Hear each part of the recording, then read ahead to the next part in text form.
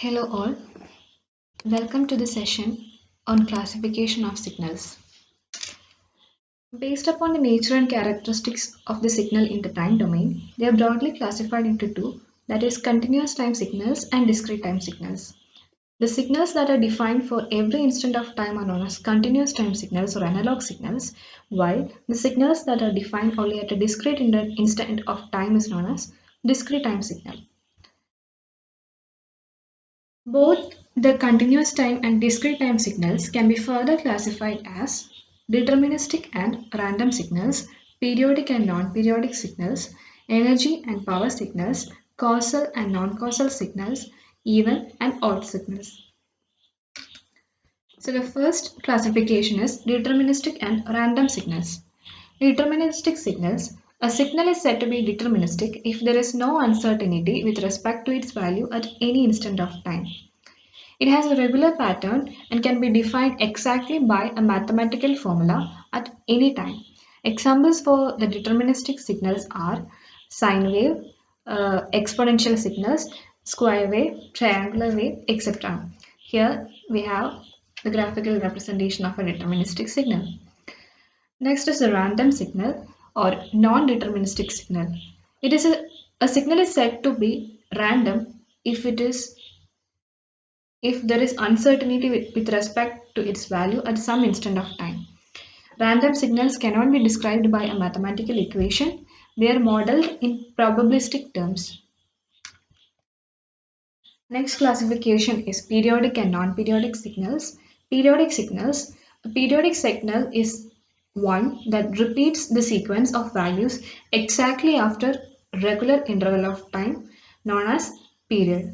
In mathematical terms, a continuous time signal like x of t is periodic if there is a number t such that for all t the condition is satisfied. The condition is x of t plus t is equal to x of t. For minus infinity, less than t, less than infinity. The smallest value of capital T which satisfies the condition is called the fundamental period or simply period of x of t. Periodic signals or non-periodic signals, the signals that does not satisfy the condition of x of t plus t equal to x of t for all t is called aperiodic signals. Sometimes it is said to have a period equal to infinity. The reciprocal of fundamental period t is called the fundamental frequency f of x of t, where f is equal to 1 by t. Angular frequency is given by omega equal to 2 pi f, which is equal to 2 pi by t. That is, the fundamental period can otherwise be represented as t is equal to 2 pi by omega. In case of a discrete time signal x of n, the periodicity is determined by the condition x of n is equal to x of n plus n, where n is an integer and capital N is a period. The smallest value of n which satisfies the above condition is called fundamental period. Angular frequency omega is equal to 2 pi by n and the fundamental period capital N is equal to 2 pi by omega. Features of periodic and non-periodic signals. The sum of two continuous time periodic signals, for example x1 of t and x2 of t with periods t1 and t2, may or may not be periodic depending upon their relationship between t1 and t2. The sum of two periodic signals is periodic only if the ratio of their respective periods t1 by t2 is a rational number or ratio of the two integers. The third property is this: the fundamental period is the least common multiple of T1 and T2. So the capital T can be considered by taking the LCM of T1 and T2. If the ratio of T1 by T2 is irrational, then x1 of T and x2 of T do not have a common period and x of T cannot be periodic. It is a non-periodic signal. The sum of two discrete time periodic sequences is always periodic. These are some example figures for periodic and non-periodic signals in continuous time and discrete time. First, a sinusoidal wave, and sawtooth waveform is obtained here. Both of them are periodic in nature because both of them satisfy the condition of x of t equal to x of t plus t. That is, even after a shifted value of t, the signal remains as x of t itself. These are the examples of non-periodic signal because it does not satisfy the condition of periodicity. Now let's look into some problems on periodicity of a signal. Examine if the following signals are periodic or not. If periodic, determine the fundamental period. So the first question is x of t. The signal, a continuous time signal is given here. X of t equal to e raised to 4 pi t. Here we can understand from this equation that x of t is a complex exponential signal. Remember that all continuous time, sinusoidal and complex exponential signals are always periodic in nature. Otherwise, we can prove it by substituting this t value with t plus t value and writing the equation as e raised to j4 pi into t plus capital T, which can be expanded as e raised to j4 pi t into e raised to j4 pi capital T, from which we can write it as e raised to j4 pi t is equal to 1. As a result, we can write 4 pi t equal to n of 2 pi, from which we can get the period t as t is equal to 2 pi by 4 pi, which is equal to 1 by 2. In other method, as we already know that a complex exponential signal is periodic in nature, we can directly substitute it with the t is equal to 2 pi by omega equation, where omega here is 4 pi. Thus t is equal to 2 pi by 4 pi, which is equal to 1 by 2. Hence the continuous time signal x of t is periodic with t is equal to 0.5 seconds. Next question, we have x of t is equal to 3 sine 200 pi t plus 4 cos 100 pi t. This equation can be splitted into two continuous time signals, that is x of t is equal to x1 of t plus x2 of t. From the first signal, that is x1 of t, we write it as 3 sine 200 pi t, from which we can write the omega part. We know the equation for a sinusoidal signal as x of t is equal to a sine omega t, from which we can take the omega part as 200 pi, from which we can get t1 as 2 pi by omega 1, which is equal to 2 pi by 200 pi, which is equal to 1 by 100. From the second equation of x2 of t, which is equal to 4 cos 100 t, we get the omega part as 100, then t2 is equal to 2 pi by omega 2, which is equal to 2 pi by 100, which is equal to pi by 50. The ratio of these two periods, t1 and t2, is equal to 1 by 100 divided by pi by 50. Therefore, we get the ratio as 1 by 2 pi, which is not a rational number. Hence, it is not periodic. This question is this continuous time signal x of t is non-periodic in nature.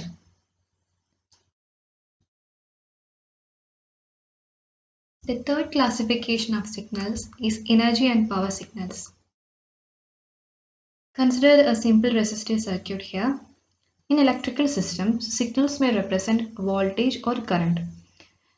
Here, a voltage signal V of t is considered across a resistor R, producing a current I of t as shown here. The instantaneous power developed in the resistor R is given by the equation P of t is equal to V of t into I of t, which is equal to V of t into V of t by R, which is equal to V of t square by R. This equation can be written in a different form, like I of t into R into I of t, which is equal to I of t square R. When resistance is equal to 1 ohm, then power dissipated is called normalized power. Thus, the normalized power P of t will be equal to V square of t or I of t square.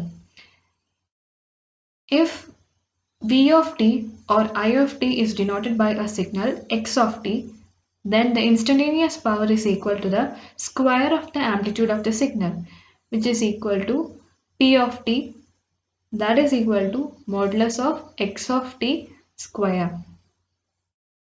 The total energy or the normalized energy of a continuous time signal x of t can thus be written as E is equal to limit t tends to infinity integral of minus t to t modulus of x of t the whole square dt in joules.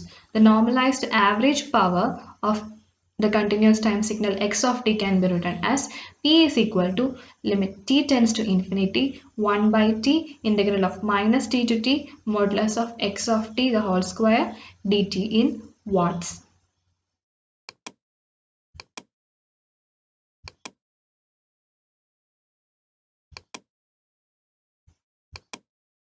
Thus, we get these two expressions. The square root of P is known as the RMS value of the signal. In case of a discrete time signal x of n, we can similarly write this equation of energy and power signal in terms of summation as E equal to summation of n equal to minus infinity to infinity modulus of x of n square, and the average power of discrete time signal as x of n, discrete time signal x of n as P is equal to limit n tends to infinity 1 by 2n plus 1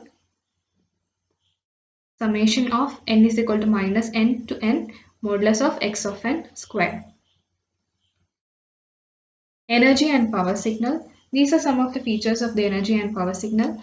A signal is said to be an energy signal if and only if its total energy E is finite. That is, it should be in between 0 less than E less than infinity. For an energy signal, power will be equal to 0. Non-periodic signals are examples of energy signals. A signal is said to be power signal if the average power P is finite, that is 0 less than P less than infinity, and for a power signal the total energy will be infinity. Total energy E will be equal to infinity.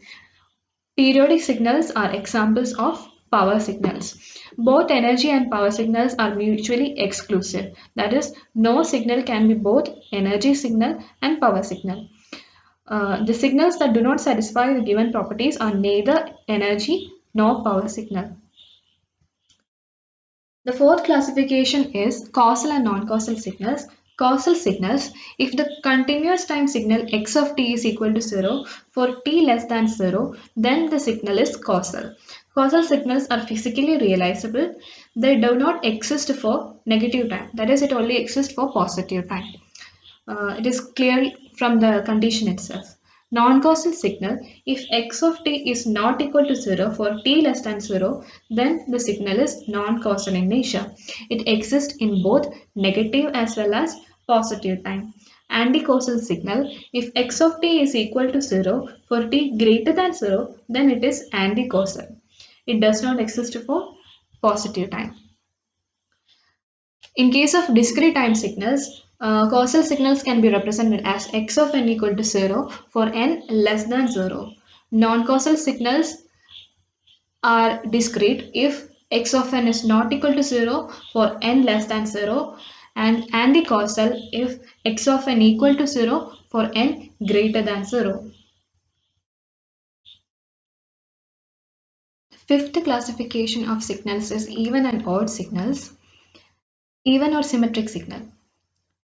If a continuous time signal x of t is said to be an even or symmetric signal if it satisfies the condition of x of t equal to x of minus t for all t. A discrete time signal x of n is said to be an even symmetric signal if it satisfies the condition of x of n equal to x of minus n for all n. Odd or antisymmetric signals. A continuous time signal x of t is said to be odd or antisymmetric if it satisfies the condition of x of minus t is equal to minus of x of t for all t. A discrete time signal x of n is said to be an odd or antisymmetric signal if it satisfies the condition of x of minus n equal to minus of x of n for all n. These are some example signals for even and odd. A, all the signals in A, that is sinusoidal signal, triangular pulse, impulse function, most of them are even in nature because it satisfies the condition of x of t equal to x of minus t or x of n equal to x of minus n. That is, it is not negative for all values of t and n. For here, in case of odd signals, this B section is odd signals.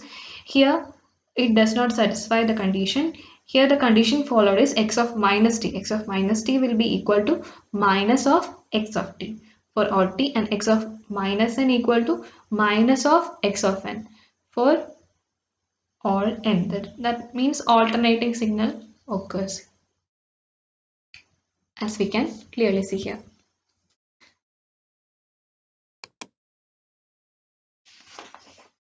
For evaluation of an even and odd parts of a signal, we use the following method. Any signal, a continuous time or discrete time signal, can be expressed as a sum of even and odd components.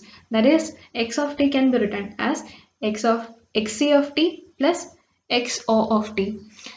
Here, x of t is equal to xc of t plus x of t. From the previous equation, we can write x of minus t as xc of minus t plus xo of minus t, which is equal to xe of t minus xo of t, because in case of an even signal, there is no change. It remains as the continuous time signal itself. In case of odd signal, negative value is brought out. So x of minus t will be equal to xe of t minus x of t.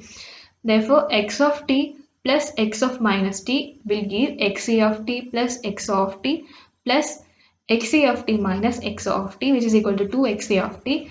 Therefore, the even component xe of t can be written as x of t plus x of minus t divided by 2. Just like that, we can write the equation as by subtracting those two. That is, x of t minus x of minus t will give xe of t plus xo of t minus of xe of t minus xo of t, which is equal to 2xo of t. Therefore, the odd component of the signal xo of t can be written as x of t minus x of minus t the whole divided by 2. Similarly, for discrete time signal, the even and odd parts are formed out like this, where x of n will be equal to xe of n plus xo of n, then xe of n will be equal to x of n plus x of minus n divided by 2, and x0 of n is equal to x of n minus of x of minus n by 2. Now let's look into some problems based on the even and odd components of the signals. First one being x of t equal to e raised to j 2t. Here we have to find the even and odd components of the signal. First of all, write the equation as such. Given that x of t is equal to e raised to j 2t, then find x of minus t. X of minus t is equal to, by substituting the value of t here, e raised to minus of j 2t.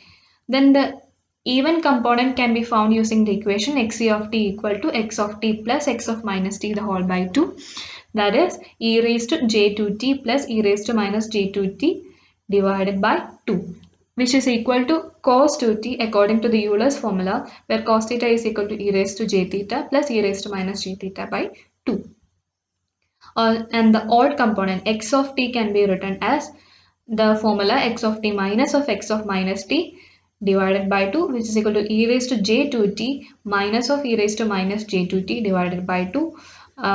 For satisfying the Euler's formula, we are dividing and multiplying this formula by j. Thus, this equation becomes j e raised to j2t minus e raised to minus j2t by 2j, which is equal to j sine 2t. Now, considering an example of discrete time signal, x of n is equal to sequence 5, 4, 3, 2, 1. Here, n is equal to 0 component is 5. Thus, for finding the even and odd components, first we write x of n in this manner, like 5, 4, 3, 2, 1 is brought out of the curly bracket and written like this for the ease of computing itself. Then x of minus n is found. X of minus n is written as 1. That is, the opposite or the reflection of the signal. It can be brought out to the other side, that is at the point of 0 it will be 5 itself, at the point of n minus 1 it will be 4, n minus 2 it will be 3, n minus 3 it will be 2, and n minus 4 it will be 1. That is completely opposite of the x of n signal. Thus the even component of the signal xc of n can be found by the equation x of n plus x of minus n by 2, which is equal to 1 by 2 inside the curly bracket 1, 2, 3, 4, 10, 4, 3, 2, 1.